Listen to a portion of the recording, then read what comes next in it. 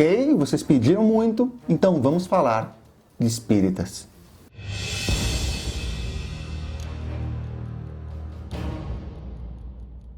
Fala pessoal, meu nome é Nicolas, eu sou um neuromágico. Se é a sua primeira vez aqui, inscreva-se, ative as notificações para receber mais conteúdo como esse.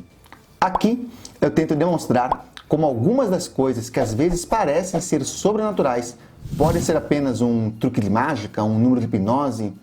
E o mesmo disclaimer que vale para evangélicos vale para espíritas. Eu não estou criticando a religião de ninguém, nesse vídeo nós vamos criticar a fé de ninguém. Nós vamos mostrar como algumas pessoas podem usar de truques de mágica para fazer parecer que são coisas sobrenaturais. É contra charlatões que nós estamos falando, ok?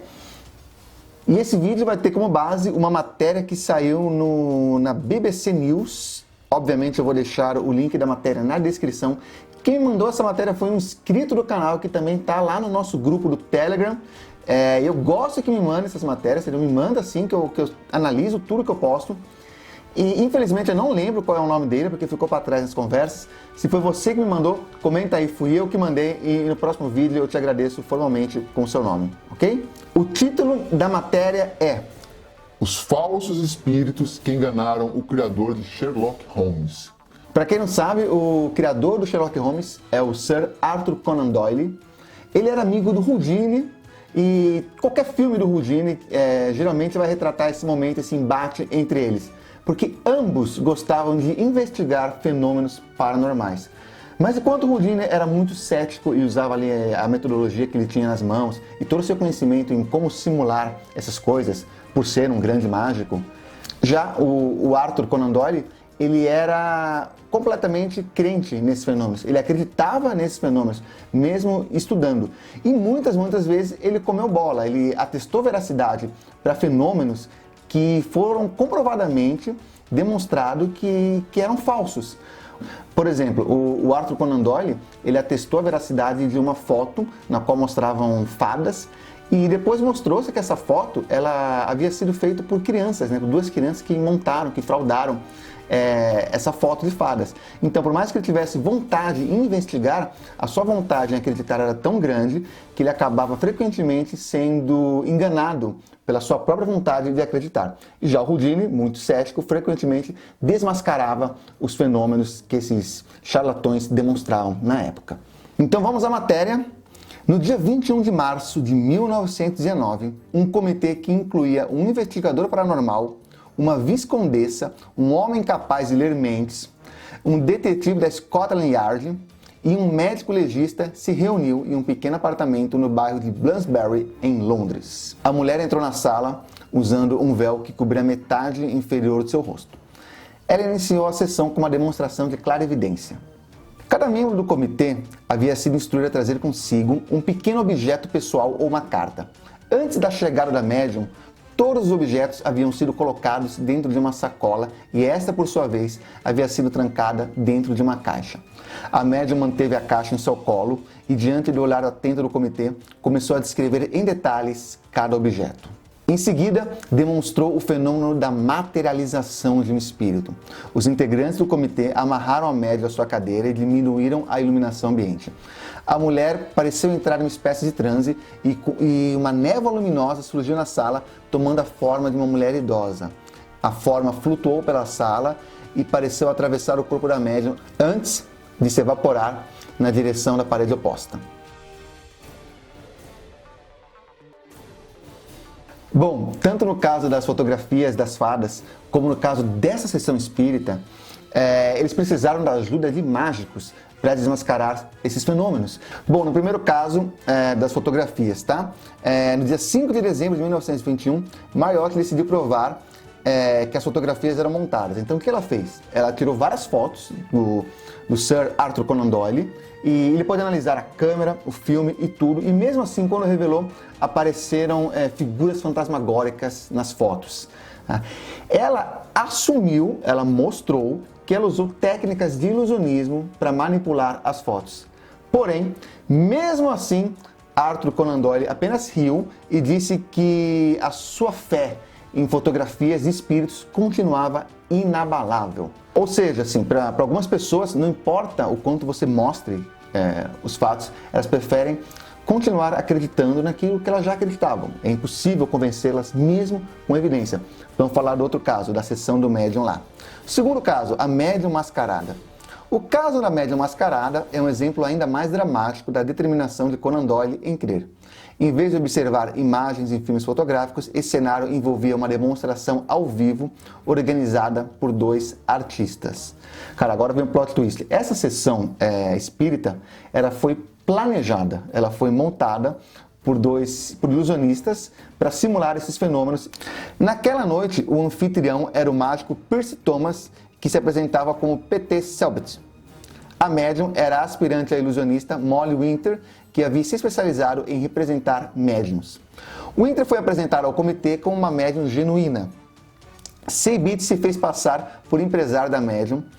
À medida que Winter identificava os objetos na caixa trancada e o espírito se materializava em frente à audiência, não havia qualquer indício que os convidados estariam assistindo a um elaborado truque de ilusionismo. Porém, a dupla esclareceu os seus métodos após o evento. Para demonstração de clarividência, o véu de Winter tinha ocultado não apenas sua face, mas também um rádio sem fio por meio do qual ela podia receber informações. Os convidados também não sabiam que a caixa sobre o colo da médium era na verdade uma imitação. A original, com os objetos trazidos pelo comitê, tinha sido trocada sem que os convidados percebessem e levada para uma outra sala. De lá, um assistente descrevia pelo rádio cada objeto. Vocês entenderam? Como que a médium adivinha os objetos. Cada pessoa trouxe um objeto pessoal, colocou na caixa fechado, mas secretamente, discretamente, essa caixa foi trocada por uma duplicata, por uma outra caixa. E aí o que acontece? Uma outra pessoa de uma outra sala abriu a caixa e ficou passando por rádio para a médium o que havia dentro da caixa. E a materialização do espírito, como que isso foi feito. Eu vou falar mais sobre isso daqui a pouco. O fenômeno da materialização, por sua vez, foi realizado não por meio de ectoplasma, se para mim ectoplasma é o geleia dos caça-fantasma, mas por um outro assistente secreto, um acróbata vestido inteiramente de preto que escalou as paredes do prédio e entrou na sala pela janela após o comitê ter feito sua busca na sala. E é por isso que durante a materialização ela pediu para baixar a luz. Essa técnica nada mais é do que a técnica de black art. Existem muitos artistas que usam essa técnica e fazem efeitos incríveis. Uma pessoa vestida de preto em um ambiente escuro, ela fica invisível, né, aos seus olhos, você não consegue ver a pessoa de preto, e ela faz objetos voarem, aparecerem do nada.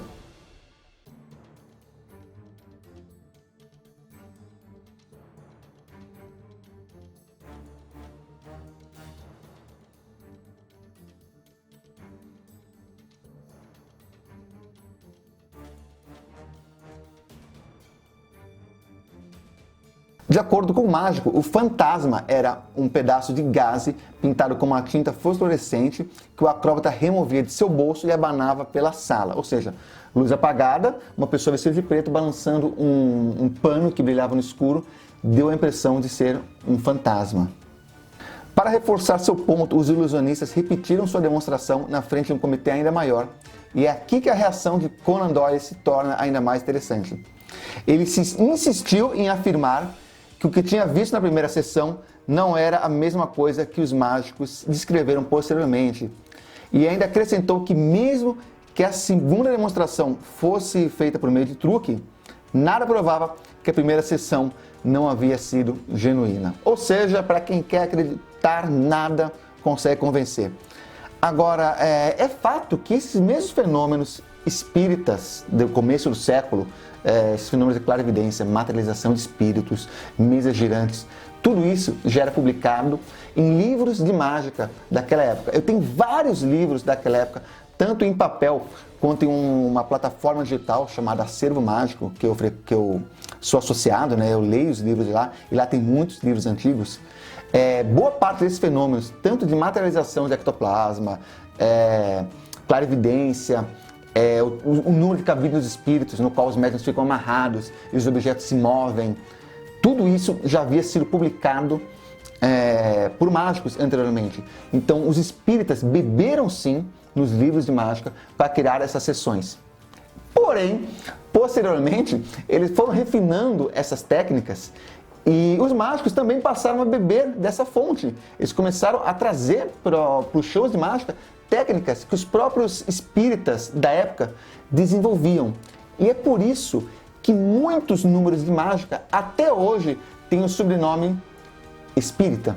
Por exemplo, baralho espírita, lousa espírita. E se vocês querem que eu demonstre alguns desses fenômenos, deixem nos comentários aqui. Se dependendo como é que for a reação, a gente tenta gravar isso daí. Vocês querem ver eu materializando o ectoplasma do jeito que era feito na época?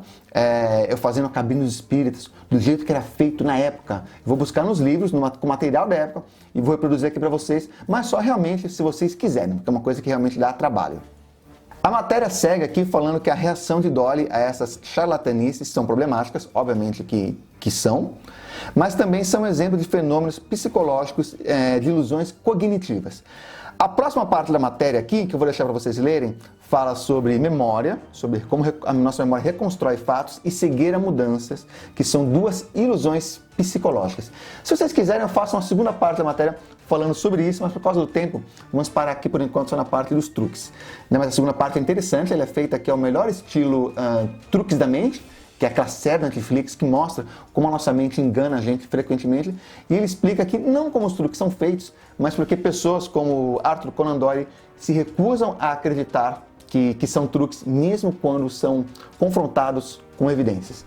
E o nosso agradecimento de hoje vai para o Murilo, que é um membro aqui do canal. Eu vou deixar aqui o Instagram dele. Vai lá, dá uma moral para ele, assim como deu essa moral para mim, tornando-se membro do meu canal e me ajudando a produzir um conteúdo cada vez melhor para vocês. E se você gosta do meu conteúdo, cogite tornar-se membro do canal também. O link está aqui em algum lugar, aqui no Seja Membro. Clica lá para conhecer os planos que tem e as recompensas de cada plano. No mais, pessoal, muito obrigado, valeu, até o próximo vídeo e sigam o conselho do ET Bilu e busquem conhecimento.